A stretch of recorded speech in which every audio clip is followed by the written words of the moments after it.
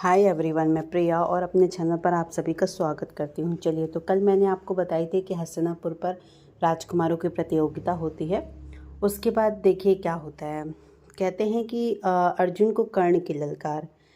कहते हैं कि प्रतियोगिता समापन का जो समय है वो नज़दीक आ गया था और अन्य राजकुमारों ने अपने अपने कौशल दिखाए। मतलब कई कर्ण अखाड़े में भी आ पहुँचे, तभी मतलब कर्ण भी अखाड़े में आ पहुँचा।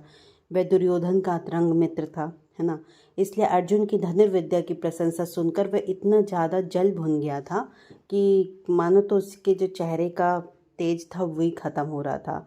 अखाड़े में उतरकर गजरदार स्वर में वह बोला, सुनिए, मैं महाराज के चरणों में कहना चाहता हूँ कि आपने अर्जुन के धनुर कौशल की बड़ी प्रशंसा की और उसे अद्वितीय की उपाधि दी है। मैं चाहता हूँ कि आप मेरा भी कौशल देखें। तो कहते हैं, महाराज क्यों नहीं कर्ण, तुम्हारा स्वागत है। गुरु द्रोणाचार्य ने कहा कि तुम भी अपनी कला का प्रदर्शन करो, परंतु मैं हवा में खाली तीर नहीं छोड़ना चाहता। ऐसा मतलब कर्ण ने बोला, मैं अर्जुन से युद्ध करना चाहता हूँ। रंग में भंग डालने वाली उनकी जो अनुचित मांग सुनकर राजपुरोहित जो कृपाचार्य थे वह बोले, यह असंभव है। यह प्रतियोगिता केवल राजकुमारों के लिए है, कोई सूत पुत्र इसमें भाग नहीं ले सकता है। तब दुर्योधन एकदम अपने आसन से उठकर कर्ण के पक्ष में बोला, कौन कहता है कि कर्ण राजकुमार नहीं है? मैं इसी समय कर्ण को अंगदेश का राजा घोषित करता हूँ। तभी अर्जुन उठकर आचार्य कृपाचार्य के समक्ष गए और प्रणाम करे और आज्ञा लिए। कर्ण से बोले, सुनो कर्ण, यह संसार योद्धाओं से विरक्त नहीं है। यहाँ एक से एक बड़े योद्धा हैं, उनमें से कोई भी अपने आप को अजय नहीं मानता, मैं भी नहीं।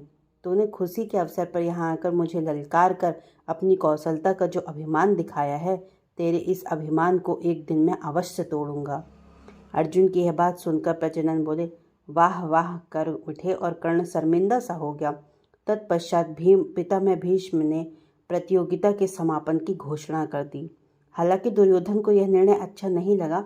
वह चाहते थे कि आज ही कर्ण और अर्जुन के बीच युद्ध हो, किंतु भीष्म पितामह की अवज्ञा करने का साहस किसमें भी था।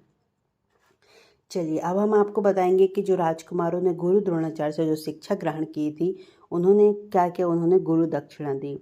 देखिए, तो द्रोणाचार्य के जो दिन थे वो हंसी खुशी सम्मान सहित व्यतीत हो रहे थे। उनके पास धन का भी अब कोई अभाव नहीं था, किंतु उनके हृदय में एक फांस निरंतर चुभती रहती थी। वह क्या थी? कहते हैं, द्रुपद से वे अपने अपमान का बदला लेने की इच्छा का पूर्ण न होना। द्रुपद से किस प्रकार अपने अपमान का बदला लिया जाए, वो यही दिन रात सोचते रहते थे। अचानक एक दिन उनके मन में मस्तिष्क में एक युक्ति सूझी। दूसरे ही दिन उन्होंने अपने सभी राजकुमारों शिष्यों को बुलाया और बोले, मैं तुम्हें शस्त्रों की विभिन्न शिक्षाएं दी हैं और युद्ध कलाओं में कुशल बनाया है। अब मैं चाहता हूँ कि आप लोग सब मुझे गुरु दक्षिणा दें। राजकुमारों ने तब उनकी इच्छा पूछी। इस पर द्रोण ने कहा, हस्तिनापुर आने से पहले मैं एक राजा द्रुपद के दरबार में गया था। वह मेरा सहपाठी परम मित्र था, किंतु उसने अपने दरबार में मुझे नीच और तुच्छ कहकर अपमानित किया। उसी के प्रतिशोध स्वरूप मैं एक बंदी के रूप में अपने सामने देखना चाहता हूँ। इस कार्य का बीड़ा पांडवों ने उठा लिया। कौरव भला पांडवों द्वारा स्वीकृत किसी योजना में कैसे शामिल हो सकते थे? अतः वे पीछे हट गए। मगर पांडवों ने अपने ही बल पर दूसरे दिन ही राजा द्रुपद को बंदी बनाकर द्रोणाचार्य के समक्ष प्रस्तुत कर दिया। यह देख द्रोणाचार्य बहुत प्रसन्न हुए और द्रुपद लज्जित से खड़े रहे। इस प्रकार पांडवों की गुरु दक्षिणा पूरी हुई और राजा द्रुपद की जो पुत्री थी द्रौपदी का आगे चल के ही अर्जुन से विवाह हुआ था। वो एक अलग ही टॉपिक है, वो हम आपको अगली वीडियो में अवश्य बताएंगे।